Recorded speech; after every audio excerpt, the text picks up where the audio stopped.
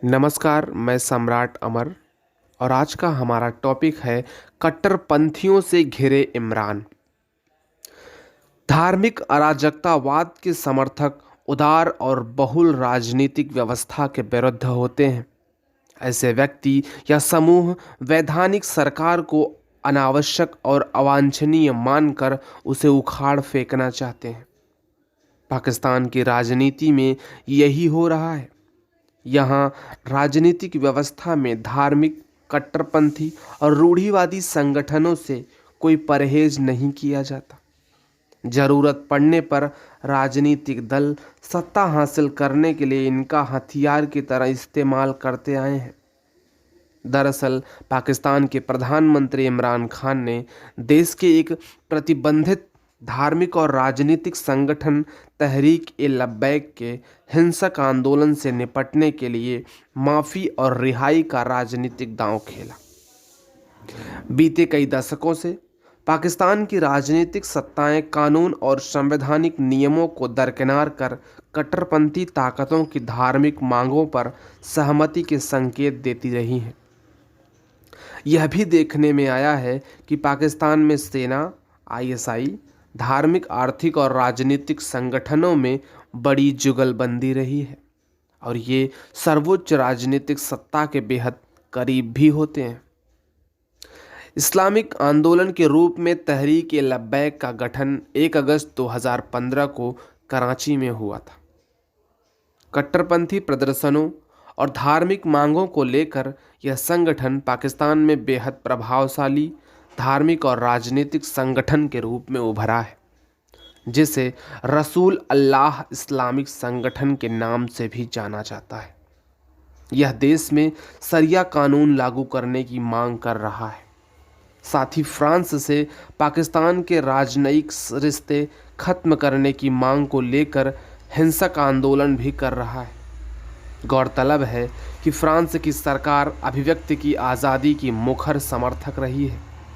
वहीं दुनिया के कई इस्लामिक देश इसे इस निंदा की तरह देखते हैं।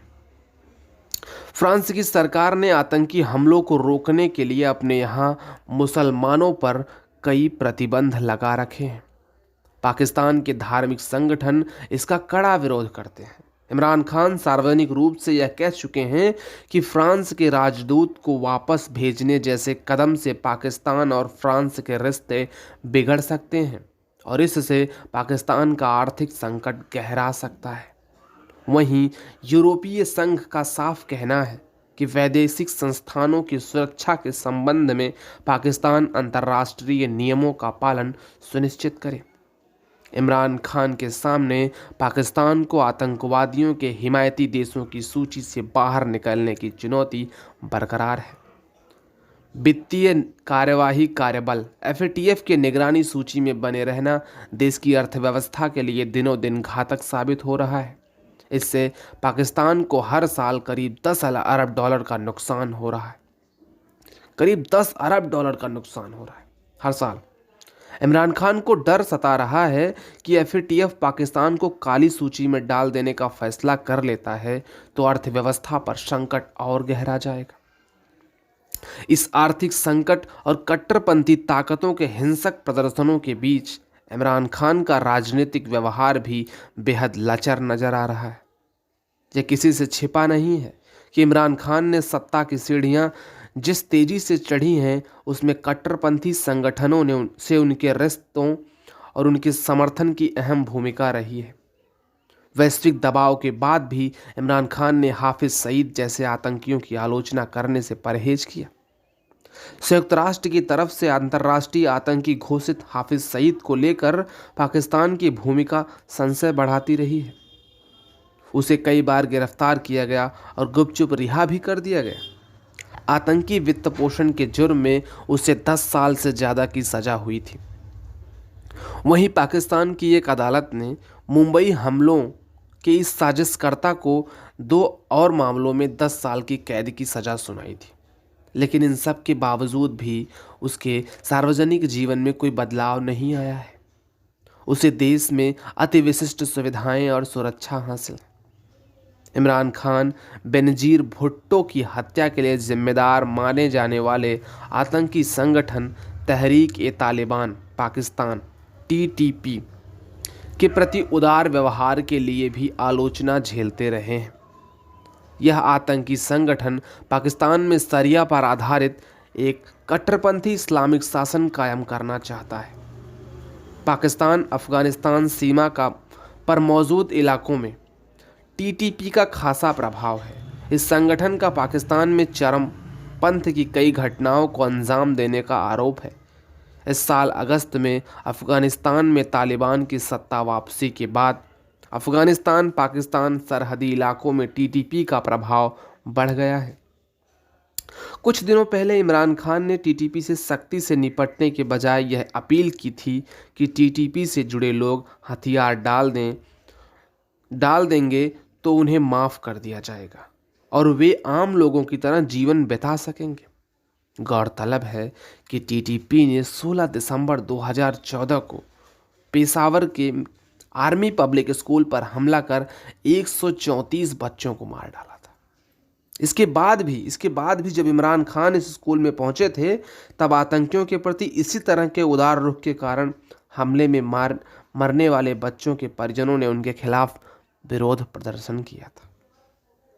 साल 2018 में सत्ता हासिल करने के बाद इमरान खान से अपेक्षा की गई थी कि वे देश को कट्टरपंथी ताकतों से उबार कर एक कामयाब देश के रूप में स्थापित करेंगे, लेकिन उनकी नीतियां पाकिस्तान को गर्त में धकेलने वाली साबित हो रही हैं। भारत पर आतंकी हमलों को रोकने में नाकामी के चलते वे पड़ोसी देश से सामान्य रिश्ते बनाने में भी असफल रहे। चीन पर निर्भरता उनके देश के लिए घातक बनती जा रही है। पाकिस्तान में ग्वादर और चीन के समझौते को लेकर कहा जा रहा है कि पाकिस्तान चीन का आर्थिक उपनिवेश बन गया है। चीन ने पाकिस्तान को ऊंचे ब्याज पर कर्ज दिया है। आने वाले वक्त में पाकिस्तान पर चीनी कर्ज का बोझ और बढ़ेगा। अफगानिस्तान में तालिबान की वापसी को लेकर पाकिस्तान की दुनिया भर में आलोचना हुई है। अफगानिस्तान के नागरिकों में रैलियां निकालकर पाकिस्तान विरोधी नारे लगाए हैं। चीन पाकिस्तान की मदद करके उसे भारत के खिलाफ इस्तेमाल कर रहा है। वहीं सऊदी अरब आर्थिक मदद के बदले पाकिस्तान पर सैन्य और अन्य तरीकों से ईरान विरोध मुखर करने को लेकर दबाव बढ़ा सकता है। अमेरिका के पूर्व राष्ट्रपति डोनाल्ड ट्रंप ने 2018 में पाकिस्तान को धोखेबाज और झूठा करार दिया था। उन्होंने कहा था कि पिछले सालों में पाकिस्तान को अरबों डॉलर की सहायता दी गई है और यह मूर्खतापूर्ण फैसला था। उन्होंने अफगानिस्तान के आतंकवादियों को पनाह देने को लेकर पाकिस्तान की कड़ी आलोचना की थी। अमेरिका के वर्तमान राष्ट्रपति बाइडेन भी पाकिस्तान के इरादों को लेकर संशय जताते रहे हैं। इमरान खान को देश की वैश्विक छवि सुधारने और देश को कर्ज से बचाने के लिए पाकिस्तान में आतंकवादी संगठनों को काबू में करना होगा, लेकिन उनसे ऐसी राजनीतिक इच्छा शक्ति दिखाई नहीं देती। FATF के प्रतिबंधों से बचने और मुक्ति पाने के लिए पाकिस्तान सरकार ने